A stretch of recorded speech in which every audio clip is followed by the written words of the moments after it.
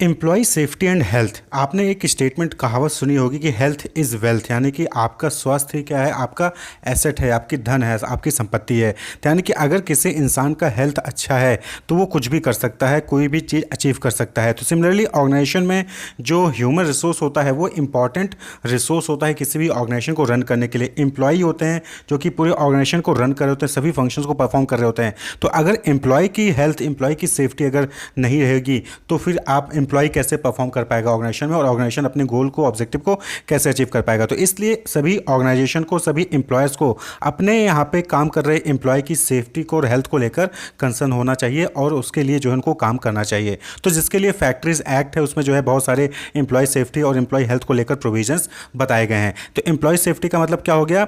Refers to providing a safe working environment for employees by incorporating safe equipment and safe procedures at the work place to ensure worker safety. यानी कि आपके यहाँ पे जो भी machinery use की जा रही है, जिस पे एम्प्लॉयज़ काम कर रहे हैं, वो इस तरीके से हो कि जिससे मशीन ख़राब होती है या फिर मशीन की वजह से उनको कोई जो है नुकसान ना पहुँचे, उनकी सेफ्टी रहे। उनका जैसे आज दिन आपने सुना होगा, न्यूज़ में आता है या फिर ऑर्गेनाइजेशन में होता है, मैन्युफैक्चरिंग कंपनीज़ में, कि किसी एम्प्लॉय का हाथ कट जाता है या फिर कोई एम्प्लॉय जो है ऊपर से काम करता है, ऊपर से नीचे गिर जाता है, डेथ हो जाती है।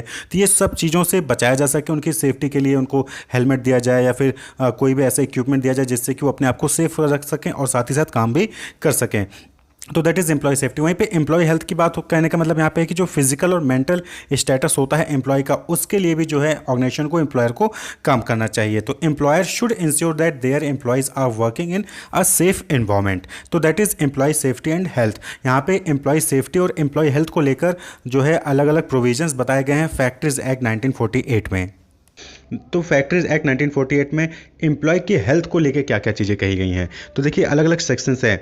एम्प्लॉय हेल्थ में पहला सेक्शन है सेक्शन 11, यानी कि क्लीननेस कहा गया है। यानी कि फैक्ट्री में जो है वो फैक्ट्री क्लीन होना चाहिए, साफ़ सुथरा होना चाहिए, किसी भी पोल्यूशन से या फिर कोई भी डर्ट है, गंदगी है, उससे वो वहाँ पे नहीं होना चाहिए, फ्री होना चाहिए, free from any type of dirt. Next है disposal of waste and effluent, यानी जो भी एफ्लुएंट हैं, जो भी वेस्ट होते हैं फैक्ट्री में जो निकलती हैं गंदगियाँ, उनका जो है डिस्पोजल सही तरीके से होना चाहिए। सेक्शन 12 में इस चीज़ को कहा गया है। वेंटिलेशन एंड टेम्परेचर, प्रॉपर जो है वेंटिलेशन हो चाहिए, हवा पास होनी चाहिए वहाँ पे, और टेम्परेचर भी जो है according to body, human body जो है उसके अकॉर्डिंग वहाँ पे एडुकेट टेम्परेचर भी होना चाहिए, जिससे कि जो है एम्प्लॉय की हेल्थ पे कोई नेगेटिव इंपैक्ट ना पड़े। डस्ट एंड फ्यूम, जो भी डस्ट आ रहा है, जो भी फ्यूम आ रहा है प्रोडक्शन की वजह से, मैन्युफैक्चरिंग प्रोसेस की वजह से, ताकि जो है इनहेलेशन, यानी कि उसको जो है, जो ह्यूमन बींग है, जो वर्कर है, उसको सांस के थ्रू अंदर ना लें, तो उसका भी जो है उसके लिए भी कुछ ना कुछ वहाँ पे जो है प्रोविजन होना चाहिए, कुछ ना कुछ उसकी सेफ्टी के लिए होना चाहिए। आर्टिफिशियल ह्यूमिडिफिकेशन, यानी कि सेक्शन 15 में कहा गया है कि अगर आर्टिफिशियल ह्यूमिडिफिकेशन जो हो रहा है, ह्यूमिडिटी को कम करने के लिए जो है आप यूज़ कर रहे हो कोई चीज़, तो वो स्टेट गवर्नमेंट या सेंट्रल गवर्नमेंट के अकॉर्डिंग होना चाहिए। ओवर क्राउडिंग, किसी भी एरिया में फैक्ट्री है तो फैक्ट्री में ज़्यादा लोग काम कर रहे होंगे तो ओवर क्राउडिंग नहीं होनी चाहिए, सेक्शन 16 में कहा गया है। लाइटिंग, प्रॉपर लाइटिंग होनी चाहिए, यानी कि एकदम डिम लाइट में अंधेरे में काम कर रहे हैं ऐसा नहीं होना चाहिए। Proper lighting, sufficient lighting, natural हो चाहे आर्टिफिशियल हो, वो दोनों ही तरीके से लाइटिंग होनी चाहिए, सेक्शन 17 में कहा गया है, इससे कि एम्प्लॉय की आंखों पर असर नहीं पड़ेगा। ड्रिंकिंग वाटर, यानी सेक्शन 16 में कहा गया कि ड्रिंकिंग वाटर की फैसिलिटी फैक्ट्री में होनी चाहिए। लैट्रिन एंड यूरिनल्स, यानी कि वॉशरूम्स की फैसिलिटी भी जो है सेक्शन 19 के अकॉर्डिंग एम्प्लॉय की हेल्थ के ध्यान में रखते हुए वहाँ पे होना चाहिए। स्पिटून्स, यानी कि स्पिट करने के लिए जो है वहाँ पे अलग अलग बॉक्स या डब्बे रखे होने चाहिए फैक्ट्री में, तो सेक्शन 20 में कहा गया है। तो ये कुछ एम्प्लॉय की हेल्थ को लेकर जो है फैक्ट्री एक्ट में ये गाइडलाइंस प्रोविजंस दिए गए हैं। इसी तरीके से जो है एम्प्लॉय के जो है सेफ्टी से रिलेटेड कुछ पॉइंट्स कहे गए हैं। तो एम्प्लॉय की सेफ्टी से रिलेटेड जैसे the machinery in every factory should be properly fenced, यानी कि जो भी मशीन है वो प्रॉपरली फेंस ही होना चाहिए, फेंसिंग होनी चाहिए, चारों तरफ से उसका घेराव होना चाहिए, यानी कि कहीं किसी को कुछ नुकसान पहुंच जाए। तो सेक्शन 21 में कहा गया है only the trained adult male worker wearing tight fitting clothing should be allowed to work near the machinery in motion. तो ऐसी कोई मशीन जो चल रही हो और उसके पास सिर्फ उन्हीं एम्प्लॉय को काम करने का परमिशन होना चाहिए जो एडल्ट हो और ट्रेंड हो, उन्हीं को जो है अलाउ होगा कि वो जो चल रही मशीन के साथ वो काम कर सकें। सेक्शन 22 में चीज़ कही गई है no young person shall be employed on dangerous machinery unless he is fully instructed, यानी कि कोई भी यंग पर्सन, यानी कि जो 14 साल से जो है ज़्यादा एज का है, तो वो अलाउ नहीं होगा जब तक कि वो जो है फुली इंस्ट्रक्टेड ना हो, यानी कि पूरा इंस्ट्रक्शन उसको जब तक नहीं मिलेगा तब तक कोई भी यंग एम्प्लॉय जो है वो वहाँ पे डेंजरस मशीन के साथ काम नहीं करेगा। सेक्शन 23 में कहा गया है, ये सेफ्टी के पॉइंट ऑफ व्यू से provide striking gear end devices for cutting of power in case of emergency, यानी कि मशीन के पास जो है स्ट्राइकिंग गियर होना चाहिए, फिर कोई ऐसी डिवाइस होनी चाहिए जिससे कि पावर को कट कर सके, पावर ऑफ कर सके इमरजेंसी के केस में। सेक्शन 24 में चीज़ कही गई है। सेक्शन 25 में कहा गया कि sufficient precaution should be taken with regard to self acting machine to avoid accident. तो प्रिकॉशंस भी जो है सफिशिएंट जो है लेना चाहिए जिससे कि जो सेल्फ एक्टिंग मशीन्स हैं उनसे जो है एक्सीडेंट से बचा जा सके। सेक्शन 25 में कहा गया ये चीज़। नेक्स्ट है to prevent danger all machinery driven by power should be encased and effectively guarded. तो जो भी मशीनरी होती हैं जो पावर से चल रही होती हैं वो इफेक्टिवली गार्डेड होने चाहिए जिससे कि कोई भी डेंजर ना हो। सेक्शन 26 में चीज़ कही गई है। Women worker and children should not B employed in any part of the factory for pressing cotton in which A cotton opener is at work. तो कोई भी ऐसा फैक्ट्री जहाँ पे कॉटन वर्क हो रहा है या प्रेसिंग कॉटन वाला काम हो रहा है जहाँ पे कॉटन ओपनर का यूज़ होता है तो वहाँ पे वुमेन वर्कर और चिल्ड्रन का यूज़ नहीं किया जाएगा, वहाँ पे उनसे काम नहीं कराया जाएगा। सेक्शन 27 में चीज़ कही है एम्प्लॉय सेफ्टी के लिए। वहीं पे hoist and lifts in a factory should be periodically inspected by the competent person. तो जो भी वहाँ पे इंस्पेक्टर होगा, कंपिटेंट पर्सन होता है, उसके द्वारा जो हॉइस्ट या लिफ्ट हैं उसको जो है कंटिन्यूसली चेक करना चाहिए कि कहीं कोई एक्सीडेंट, लिफ्ट है चलते चलते रुक गई या फिर गिर गई, तो ये चीज़ें ना हो, तो उसको अवॉइड करने के लिए उसको इंस्पेक्ट होना चाहिए कंपिटेंट पर्सन द्वारा। सेक्शन 28 में कही गई ये बात। Lifting machine, chains, ropes, lifting tackles in a factory should be periodically inspected by the competent person. तो जिसका यूज़ करके आप जो सामान को इधर से उधर लेके जाते हो, लिफ्टिंग मशीन हो गया, चेन हो गया, रोप्स हो गए, लिफ्टिंग टैकल्स हो गए, उनको भी जो पीरियडिकली इंस्पेक्ट होना चाहिए कंपिटेंट पर्सन द्वारा। सेक्शन 29 में कही गई है। Where process of grinding is carried out, यहाँ भी जहाँ पे ग्राइंडिंग का काम हो रहा है, in notice indicating the maximum safe working peripheral speed of every grind stone और abrasive wheel etcetera should be fixed to the revolving machinery. यानी जो भी रिवॉल्विंग मशीनरी जहाँ पे ग्राइंडिंग का काम होता है वहाँ पे जो है नोटिस वहाँ पे सेफ्टी के लिए जो है वहाँ पे लगाना जरूरी होना चाहिए। सेक्शन 30 में ये कहा गया है कि वहाँ पे नोटिस लगा होना चाहिए। Where any plant or machinery or any part thereof is operated at a pressure above atmospheric pressure, effective measure should be taken to ensure that the safe working pressure of such plant of machinery or part is not exceeded. Section 31 में ये चीज़ कही गई कि जहाँ पे हम pressure का use कर रहे हैं, यानी कि कोई कई से जैसे मैन्युफैक्चरिंग प्रोसेस होते हैं जहाँ पे एटमॉस्फेरिक जो हमारा नेचुरल होता है उससे ज़्यादा प्रेशर का हम वहाँ पे जो है यूज़ करते हैं, तो उस केस में भी सेफ्टी का मेजर जो है वहाँ पे होना चाहिए। तो ये एम्प्लॉय की सेफ्टी के लिए जो है फैक्ट्री एक्ट 1948 में ये सारे सेक्शंस में बताए गए हैं। इसी तरीके से जो है एम्प्लॉय सेफ्टी को लेके floors, stairs and means of access should be soundly constructed and properly maintain. तो जो फ्लोर्स हैं, स्टेयर्स हैं, जो भी एक्सेस हैं जिसके थ्रू भी हम किसी चीज़ को एक्सेस कर रहे हैं वो प्रॉपर्ली मेंटेन होने चाहिए, कंस्ट्रक्टेड होने चाहिए सही तरीके से। सेक्शन 32 में कही है pits, sump opening in floor etcetera should be either securely covered और फेंस्ड। तो जो भी गड्ढे होते हैं, जो भी जहाँ पे हम सामान ढक रहे हैं या कुछ कर रहे हैं तो वो जो है सिक्योरली कवर्ड होने चाहिए, फेंस्ड होने चाहिए जिससे कि उसके अंदर कोई गिरे ना। Section 33 no workman shall be employed in any factory to lift, carry or move any load so heavy as to be likely to cause him injury। यानी कि किसी भी वर्कमैन से आप इतना ज़्यादा हैवी सामान लिफ्ट नहीं कराएंगे, कैरी नहीं कराएंगे जिससे कि उसको इंजरी हो सकता है। सेक्शन 34 में कहा गया है necessary protective equipment should be provided to protect the eyes of the workman where the working involve risk of injury in the eye. तो ऐसा काम जहाँ पे आईज को जो है रिस्क हो सकता है तो वहाँ पे जो है इक्विपमेंट जो है आई को प्रोटेक्ट करने के लिए प्रोवाइड किया जाना चाहिए। जैसे कि वेल्डिंग का काम है तो वहाँ पे चिंगारियाँ निकलती है तो आई को प्रोटेक्ट करने के लिए वहाँ पे चश्मे मिलते हैं। तो सेक्शन 35 में कहा गया है। तो एम्प्लॉय सेफ्टी को हो गया, तो आपने हेल्थ को देखा, सेफ्टी को लेकर देखा। तो फिर जो नेक्स्ट प्रोविजन है वो एम्प्लॉय सेफ्टी को लेकर है। एम्प्लॉय हेल्थ हो गया, एम्प्लॉय सेफ्टी। फिर यहाँ पे जो क्या कहा गया कि एम्प्लॉय सेफ्टी में ही सेक्शन 36 में कि suitable precautionary arrangement should be taken against dangerous fumes gases. तो जो भी डेंजरस फ्यूम्स होते हैं, गैसेज होते हैं, बहुत सारी जो है मेडिकल कंपनीज में होती हैं, मैन्युफैक्चरिंग कंपनी जहाँ पे दवाइयाँ बन रही होती हैं या फिर रिएक्शंस होते हैं तो वहाँ पे फ्यूम्स और गैसेज निकलते हैं, तो वहाँ पे जो है प्रिकॉशनरी अरेंजमेंट होने चाहिए। सेक्शन 37 में कहा गया है कि every practicable measure should be taken to prevent any explosion where the manufacturing process produce dust, gas, fume और vapor। तो जहाँ पे ये डस्ट, गैस, फ्यूम या वेपर होता है, जनरेट हो रहा है, उस मैन्युफैक्चरिंग में जो भी एक्सप्लोजन से बचने के लिए जो है प्रैक्टिसेबल मेजर्स होने चाहिए कि कहीं पे अगर एक्सप्लोजन हुआ तो वहाँ पे कैसे बचा जा सकता है। जैसे कि आप आए दिन देखते हैं कि यहाँ पे एक्सप्लोड हुआ, आग लग गई, धमाका हो गया, तो उन सबसे भी बचने के लिए भी जो है मेजर्स होने चाहिए फैक्ट्री में। 37 में कहा गया। 38 में कहा गया सेक्शन कि every practicable measure should be taken to prevent the outbreak of fire and its spread both internally and externally. तो बाहर आग लग जाए या फिर अंदर आग लग जाए, अंदर आग लगने की वजह से बाहर भी आग लग सके, तो उससे भी बचने के लिए जो है सारे मेजर्स वहाँ पे फैक्ट्री में होने चाहिए, सेक्शन 38 में कहा गया है। नेक्स्ट है 39 में, the inspector of factories can ask the occupier और the manager of the factory to furnish drawing specification structure of any building machinery और plant in case he feel that condition of such building machinery और the plant में likely to cause danger to human life. तो यहाँ पे जो है ये कहा गया कि जो इंस्पेक्टर अपॉइंट किया जाता है फैक्ट्री एक्ट 1940 के तहत, वो जो है मैनेजर, जो फैक्ट्री का मैनेजर होता है, उससे जो है ड्राइंग से स्पेसिफिकेशन बनाने के लिए बिल्डिंग का कह सकता है कि कहीं पे उसके जो है कहीं वो उस बिल्डिंग की वजह से या फिर मशीनरी की वजह से कहीं कोई सी ह्यूमन लाइफ को खतरा ना हो, तो उसको जो है ड्राइंग बनाने के लिए उसको कहा जा सकता है। The inspector of factories can suggest suitable measure of steps to take the occupier और manager for implementation when he feel the condition of any building machinery और ए प्लांट में likely to cause danger to human life. तो section 40 में चीज़ कहेगी, inspector जो है वो factory के मैनेजर से कह सकता है कि वो जो है कुछ नई चीज़ें इंप्लीमेंट करे जिससे कि किसी भी ह्यूमन लाइफ को जो है इमरजेंसी या फिर कोई जो है डेंजर ना हो। Where in 1000 or more workmen are employed in a factory, the occupier should appoint a safety officer to look after the safety aspect of the factory। तो जहाँ पे ऐसी फैक्ट्री जहाँ पे 1000 से ज़्यादा वर्कमैन काम कर रहे हों, वहाँ पे जो है सेफ्टी ऑफिसर का अपॉइंटमेंट होना जरूरी है, जिससे कि फैक्ट्री की सेफ्टी पे ध्यान दिया जा सके। सेक्शन 40B में ये चीज़ कही गई है। नेक्स्ट टॉपिक है एम्प्लॉय वेलफेयर। तो एम्प्लॉय सेफ्टी हो गया, एम्प्लॉय हेल्थ हो गया। अब नेक्स्ट है एम्प्लॉय वेलफेयर के लिए भी फैक्ट्री एक्ट में कहा गया है। वेलफेयर में जैसे adequate and suitable washing facility should be provided in every factory, यानी कि जहाँ पे भी फैक्ट्री है, जहाँ पे भी काम हो रहा है, तो सेक्शन 42 के अकॉर्डिंग वॉशिंग फैसिलिटी वहाँ पे होनी चाहिए। हैंड वॉश कर रहे हैं, क्लॉथ वॉश कर रहे हैं, कुछ भी गंदा हो रहा है तो वॉशिंग फैसिलिटी होनी चाहिए।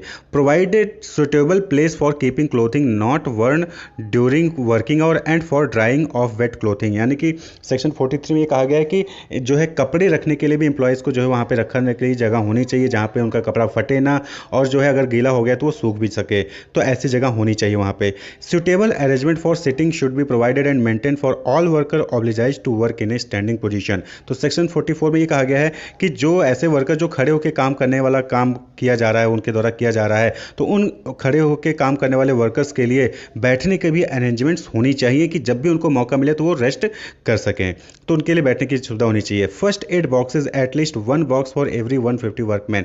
सेक्शन 45 में कहा गया कि फर्स्ट एड बॉक्स वहाँ पे होना चाहिए और हर 150 वर्कमैन पे एक फर्स्ट एड बॉक्स जो है वो होना चाहिए, उसमें सारी चीज़ें जो भी प्रिस्क्राइब होती हैं होनी चाहिए। Factory where in more than 500 worker are employed there should be provided and maintain an ambulance. तो सेक्शन 45 के 4 सब सेक्शन में कहा गया है कि ऐसी फैक्ट्री जहाँ पे 500 से ज़्यादा वर्कर काम कर रहे हैं, वहाँ पे जो है एम्बुलेंस और साथ ही साथ नर्स भी की फैसिलिटी होनी वहाँ पे चाहिए।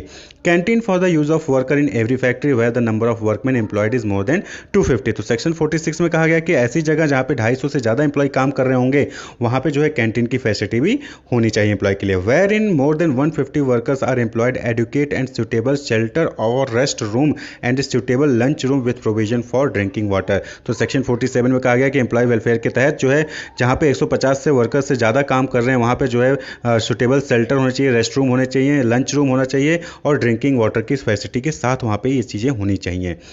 Wherein more than 31 women workers are ordinarily employed, there should be provided and maintain a suitable room for the use of children under the age of 6 years of such women। तो section 48 में कहा गया कि जहाँ पे 30 women से ज़्यादा औरतें जो है वहाँ पे काम कर रही हैं, तो उनके जो 6 साल से कम बच्चे हैं उनके लिए जो है एक सुटेबल रूम वहाँ पे होना चाहिए।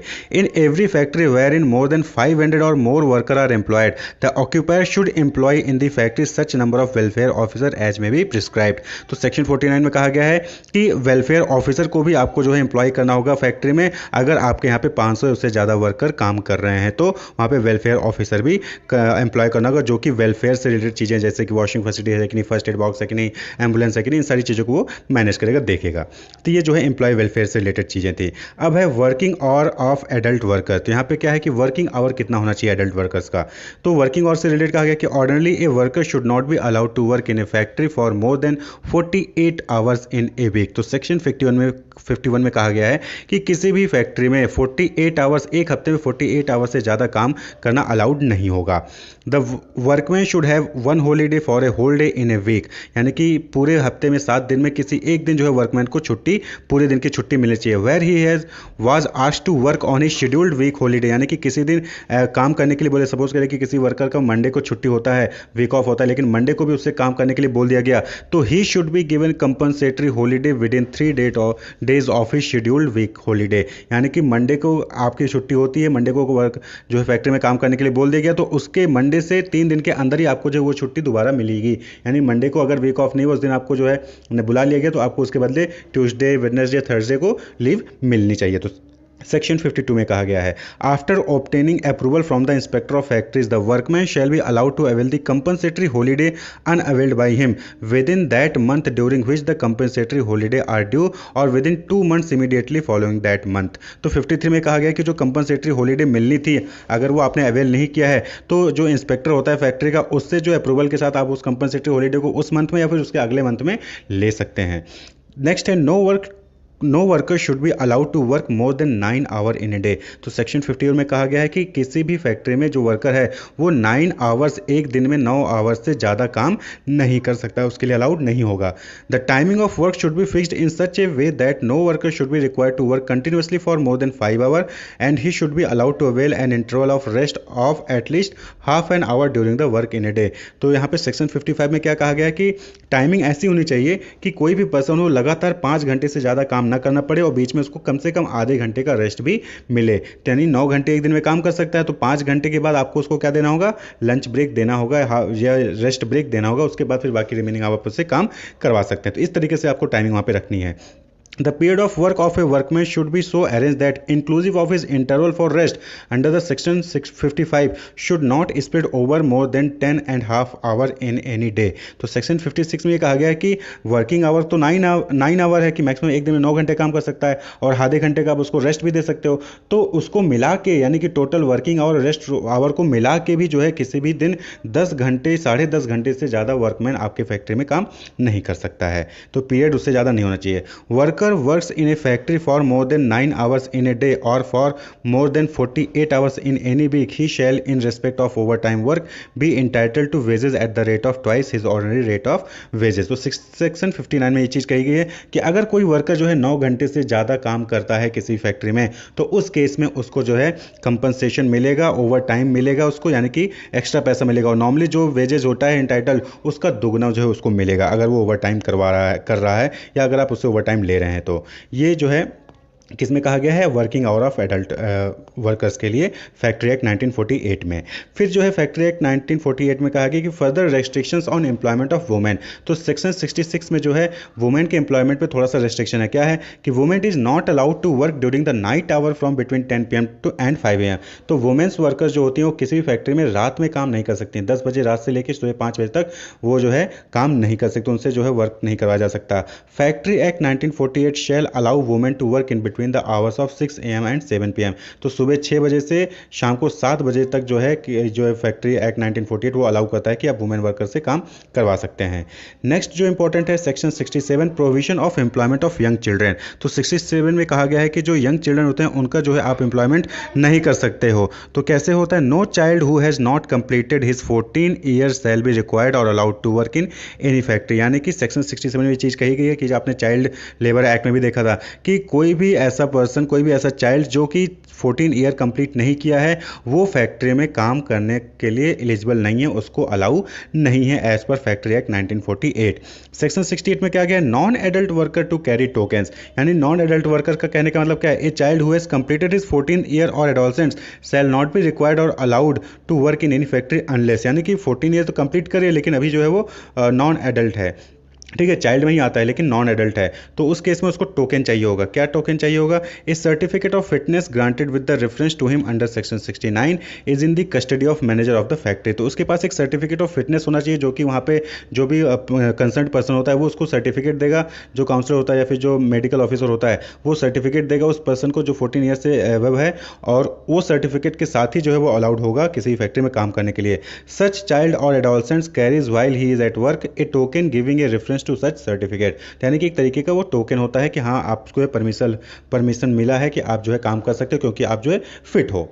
ओके, तो वो सर्टिफिकेशन चाहिए होगा नॉन एडल्ट वर्कर के लिए। और बात कर लें कि एम्प्लॉय सेफ्टी या फिर एम्प्लॉय हेल्थ की नीड क्यों है, क्या पर्पज है इसका। तो सबसे पहली चीज़ कि to decrease absenteeism and turnover, यानी कि नॉर्मली क्या होता है कि अगर एम्प्लॉय अपने आप को सेफ नहीं फील करता है किसी ऑर्गेनाइजेशन में, या आपको उसको लगता है कि बहुत रिस्की काम है वो नहीं कर पाएगा, या फिर जो है उसको जो है लगता है कि उसका हेल्थ जो है यानी कि वो फिजिकली या फिर मेंटली सही नहीं है, वर्क प्रेशर ज़्यादा है, वो जो है टेंशन में रहता है, वो अपने अपने आप को टाइम नहीं दे पा रहा, अपने फैमिली को टाइम नहीं दे पा रहा, तो उस केस में क्या होता है कि वो एब्सेंट होना स्टार्ट हो जाता है उसका, या फिर होता क्या है कि वो ऑर्गेनाइजेशन को छोड़ के किसी दूसरे ऑर्गेनाइजेशन में चला जाता है। तो इसको डिक्रीज करने के लिए एम्प्लॉय सेफ्टी और एम्प्लॉय हेल्थ पे जो है फोकस करना चाहिए टू रिड्यूस डिससेटिस्फैक्शन। एम्प्लॉय के अंदर डिससेटिस्फैक्शन आ जाता है, और जब डिससेटिस्फैक्शन आ जाता है तो उसको लेकर फिर एम्प्लॉय जो है सेम एब्सेंटेज या फिर टर्नओवर जो है बढ़ने लगता है, तो उसको रिड्यूस करना। To decrease the occurrence of job related disease, यानी कि जॉब की वजह से बहुत सारे ऐसे होते हैं कि जो कोयले की खदान में काम कर रहे हैं, तो वहाँ पे काम कर रहे हैं, सीमेंट की फैक्ट्री में काम कर रहे हैं, तो वहाँ पे क्या होता है कि बहुत सारे ऐसे धूल होते हैं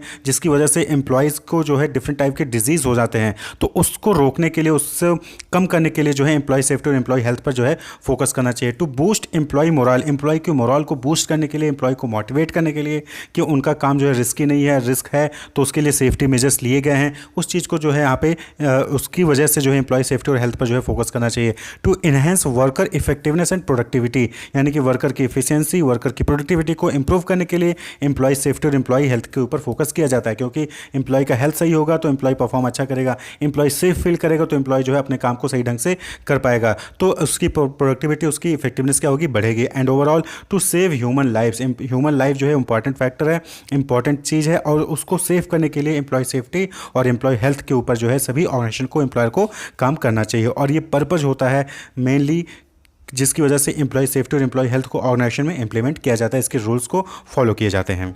wish you all the best, keep watching.